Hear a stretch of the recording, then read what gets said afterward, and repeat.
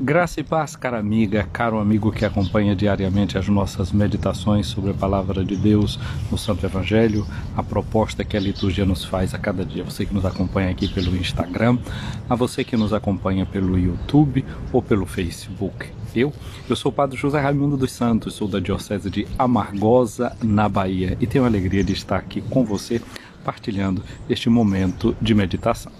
Eu quero dizer a você, se você está inscrito lá no nosso canal no YouTube, o canal Padre José Raimundo Escutando a Palavra, meu muito obrigado. Se você ainda não fez isso, então vai lá e se inscreve no nosso canal. Se você está vendo aqui também já pelo YouTube essa nossa transmissão, faz aí uma pausa, vai lá, ativa o sininho para que sempre você seja informado quando tem uma nova publicação e se inscreva também no nosso canal. A você, meu muito obrigado, curta os nossos vídeos, deixe sempre o seu like e dê visibilidade a essa proposta que a gente vai fazendo a cada dia.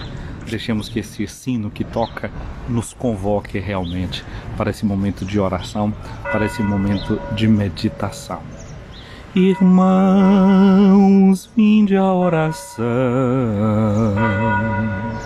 Irmãs, vinde à oração. Irmão, vinde à oração. Irmã, vinde à oração. Minha amiga, o tempo da Quaresma é um tempo que nos convoca para entrarmos profundamente dentro de nós, para renovarmos as promessas do nosso batismo na noite da Santa Páscoa. Quando nós celebramos a morte e a ressurreição de Jesus, celebramos também a nossa participação na sua vitória sobre o pecado, na sua vitória sobre a morte. A Quaresma nos ajuda a nos preparar, a ir nos preparando para esse acontecimento fundamental da nossa vida de fé. Estamos hoje encerrando a primeira semana do tempo da Quaresma. É a primeira semana de preparação. Você lembra que esta semana nós começamos escutando o Evangelho das tentações de Jesus no deserto, como o tentador provocou Jesus.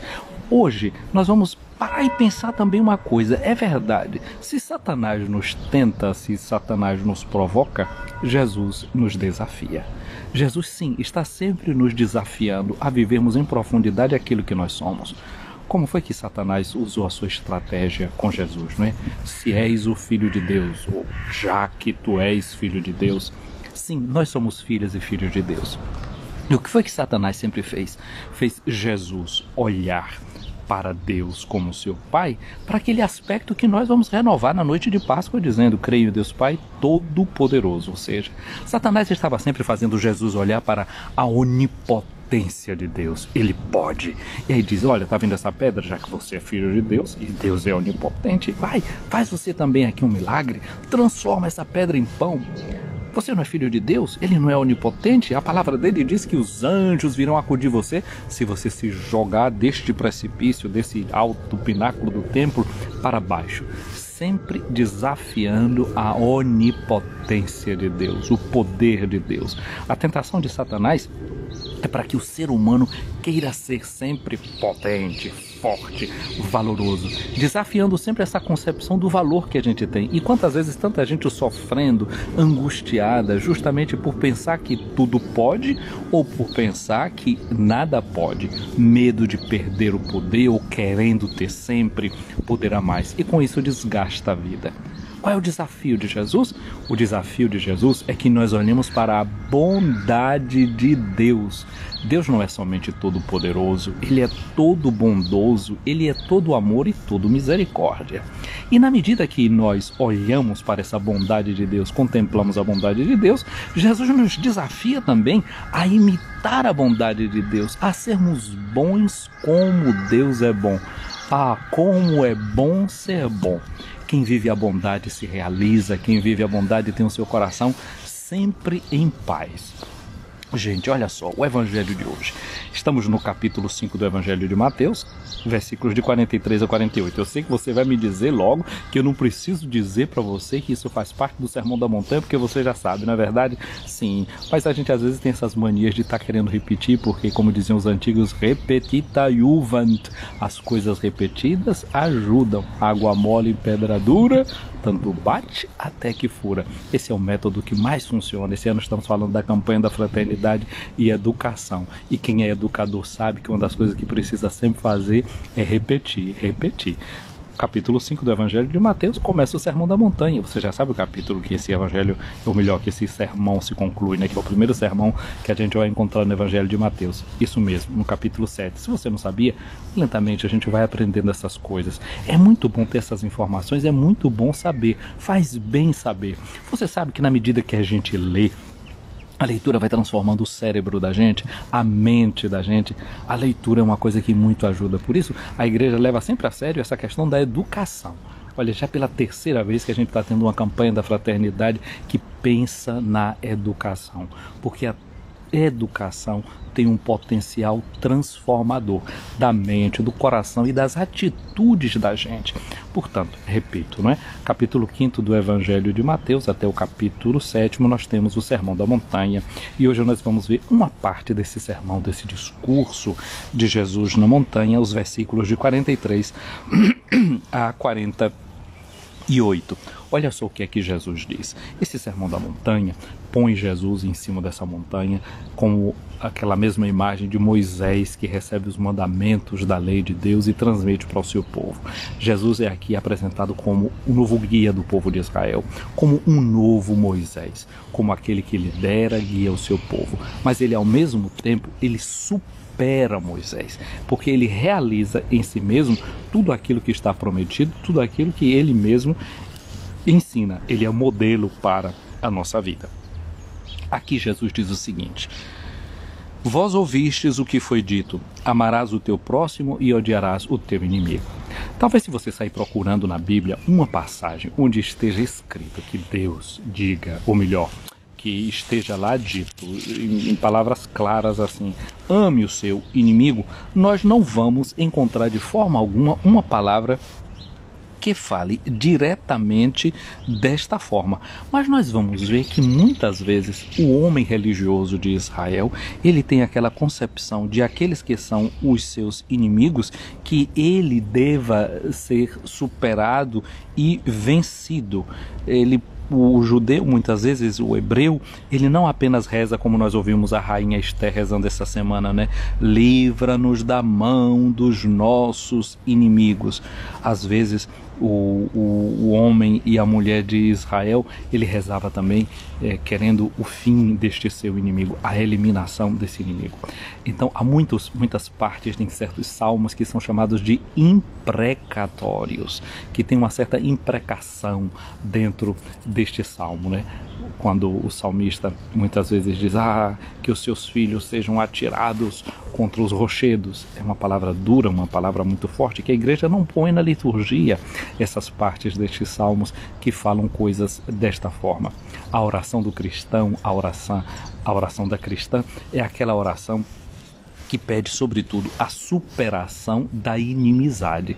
Como Cristo, que na sua carne rompeu com a barreira da inimizade, derrubou o muro da inimizade.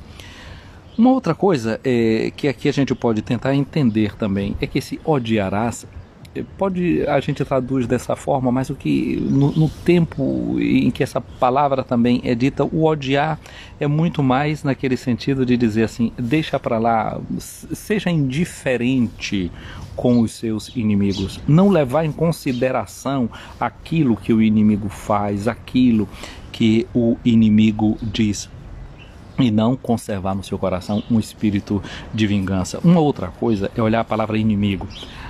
Se a gente olha esse prefixo que está dentro da palavra inimigo, significa não amigo. Inamigo, um não amigo.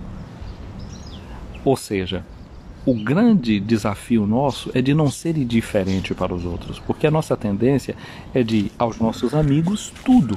Aqueles que não são os nossos inimigos, não são os nossos amigos, nós conservamos uma grande diferença, aplicamos para eles a lei, não somos capazes de gesto de bondade, criamos todas as dificuldades possíveis, e para os nossos amigos a gente sempre dá um jeitinho. Então o que Jesus está nos chamando a atenção aqui é para esse tipo de atitude nossa que devemos superar esse tipo de sentimento e alargar sempre mais as medidas do nosso coração para incluir mais pessoas. Porque quanto mais pessoas são incluídas no nosso amor, mais divino este amor é, menos carnal ele é, menos partidário ele é. Não leva em conta esses ciclos de aproximação. É um coração que se dilata. Jesus diz: eu, porém, vos digo, amai os vossos inimigos e rezai por aqueles que vos perseguem. Eis aqui qual é o desafio de Jesus, o desafio que ele faz para mim, o desafio que ele faz para você. Amar os inimigos e rezar por aqueles que perseguem a gente. Você se lembra que ontem nós indicamos uma leitura da carta de São Paulo aos Efésios, no capítulo 4, no versículo de 30 a 32. E ali São Paulo dizia assim: toda amargura seja tirada do vosso meio. Um coração amargo é um coração que se entristece, e do coração entristecido, tantos sentimentos e ressentimentos podem ser nutridos diante dele. Olha o que é que Paulo pede: amar os inimigos e rezar por aqueles que vos perseguem. Qual é a vantagem de rezar por aqueles que nos perseguem? O próprio Jesus deu um modelo na cruz. Na cruz ele rezava dizendo ao Pai: Pai, perdoa-os porque não sabem aquilo que eles não sabem aquilo que eles fazem. Você se lembra o primeiro mártir cristão, Santo Estevão? Santo Estevão estava sendo apedrejado, e na medida que ele estava sendo lapidado, tinha alguém com as suas vestes na mão. Era um rapaz, um homem chamado Saulo. A tradição diz que Saulo era discípulo de Gamaliel e que Estevão também era discípulo de Gamaliel. A própria Sagrada Escritura, Paulo diz que foi educado aos pés de Gamaliel. Essa informação que Estevão era discípulo de Gamaliel nós não temos das Escrituras, mas a tradição diz isso. O que é que você podia esperar numa hora que você está num apuro, numa dificuldade, um colega seu de escola está ali por perto, um amigo de juventude está ali perto? Você, eu creio que vai pensar que essa pessoa vai interferir, vai te ajudar, vai te livrar das mãos dos seus perseguidores. Saulo estava ali, com as roupas de Estevão na mão, vendo o que estava acontecendo. Estevão não se encheu de amargura, ao contrário, naquela hora Estevão rezou, pedindo a Jesus que não fosse imputado na vida daqueles que estavam lhe fazendo mal aquilo que eles estavam fazendo, imitando, portanto, a oração de Jesus. Olha só o que acontece. Quando você reza por quem persegue, o perseguidor pode ser transformado, e nós sabemos o que aconteceu na estrada de Damasco, quando Saulo viu aquela luz muito forte ao meio-dia no seu caminho e ouviu aquela voz que dizia: por que, Saulo, tu me persegues? Na verdade, aqueles que nos perseguem porque somos cristãos não perseguem a nós mesmos, mas perseguem ao próprio Cristo. Aliás, quem persegue qualquer ser humano está perseguindo o próprio Cristo, porque Jesus vai dizer: eu tive fome e me deste de comer, tive sede e me deste de beber, eu estava nu e você me vestiu, eu estava estrangeiro e você me acolheu. Tudo aquilo que vocês fazem ao menor dos meus irmãos, a mim vocês fazem. Mas o mal também que é feito a qualquer irmão é um mal que é atribuído, feito ao próprio Jesus. Perseguir a qualquer ser humano é perseguir alguém. Então Jesus aqui nos ensina a entrar na sua própria oração, que é a oração por aqueles que perseguem. Então eu e você hoje somos desafiados a entrar nessa oração de Jesus, a incluir sempre cada vez mais pessoas no nosso círculo de amor. E aí diz Jesus: assim vos tornareis filhos do vosso Pai que está nos céus, porque Ele faz nascer o sol sobre os maus e os bons, e faz a chuva cair sobre os justos e os injustos. Minha amiga, meu amigo, nós somos chamados a imitar isso, essa onipotência de Deus, que se chama bondade. A bondade de Deus que supera essas regras simples da justiça, que diz a cada um por aquilo que ele faz. Se você comete um crime, então agora a punição. Olha o que disse Jesus: o Pai manda a chuva para bons e para os maus. Não está punindo a maldade fazendo faltar a chuva ou o sol. Não está punindo a injustiça fazendo faltar a chuva ou o sol. Deus continua sendo bondoso. E a bondade de Deus deve ser interpretada, vai nos dizer São Tiago, a magnanimidade de Deus, ela deve ser interpretada já como a sua misericórdia. O fato de Deus ser bondoso para conosco é uma oportunidade para que a gente se converta, para que a gente se transforme. Portanto, contemplar a Deus como Pai bondoso deve ter como um efeito imediato nas nossas vidas que a gente se torne como o Pai, cada vez mais semelhantes a Ele na bondade. E aí Jesus diz: porque se amais somente aqueles que vos amam, que recompensa tereis? Os cobradores de impostos não fazem a mesma coisa? E se saudais somente aqueles que vos saúdam, que fazeis de extraordinário? Os pagãos não fazem a mesma coisa? Portanto, sede perfeitos como o vosso Pai Celeste é perfeito. Imitar a perfeição de Deus não é querer somente ser forte, poderoso, não. Ser imitador de Deus é, sobretudo, ser bondoso. Imitar a bondade e a misericórdia de Deus. E assim, seguramente, nós vamos encontrar a felicidade. Porque, lembre, essa palavra vai sendo a continuação do Sermão da Montanha, onde Jesus começa a nos mostrar o caminho da felicidade. Minha gente, hoje é sábado. Cada sábado a gente pensa em Maria Santíssima, nossa mãe. E eu aqui agora pensando em Jesus, que nos diz para que a gente reze porque nos persegue, eu quero me lembrar justamente disso, de que Jesus na cruz, ele estava rezando por aqueles que o perseguiam. Pai, perdoai-lhes porque eles não sabem o que fazem. A Sagrada Escritura diz que ali ao lado de Jesus, enquanto ele estava na cruz, tinham as mulheres que seguiram Jesus e estava Maria e o discípulo amado. Em muitas figurações nós vemos, não é? Maria, Jesus crucificado, Maria e João Evangelista ali, representando toda a própria igreja. E nesse momento que Jesus rezava: Pai, perdoa-lhes porque não sabem o que fazem, como aquela mãe escutou aquela oração do seu filho, o vendo ali perseguido. Eu creio que Maria pode ser muito bem comparada juntamente com aquelas outras mulheres e com João que ali estava, o discípulo amado, com aquela cena que nós vemos de Moisés sobre a montanha, quando Israel combatia com os amalecitas. Quando Moisés tinha as suas mãos erguidas em oração, o povo de Israel vencia nas batalhas. Quando a mão de Moisés pesava e caía, o povo perdia.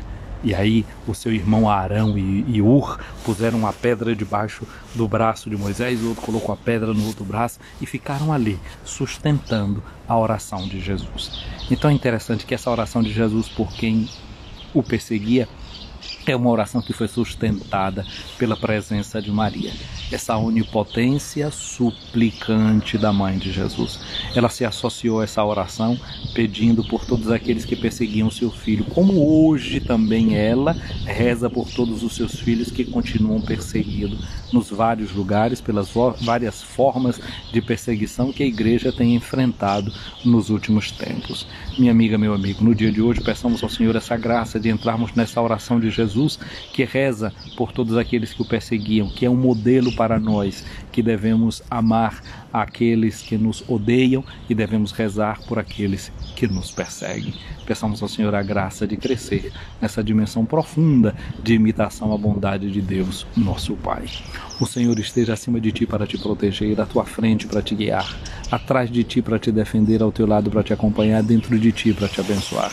Que a bênção de Deus Todo-Poderoso, o Pai, o Filho e o Espírito Santo desça sobre ti, minha amiga, meu amigo, e permaneça para sempre. Gente querida, sobretudo vocês que estão aí no Brasil, né, madrugada, mas eu quero deixar o meu abraço aqui a algumas pessoas que estiveram conosco participando dessa live, a Mari Caldas e também aqui a doutora Yolanda Lobui aqui em Roma, um abraço, tanti saluti, dottoressa Yolanda, um abraço para Brendo, Olímpio aqui acompanhando a nossa transmissão.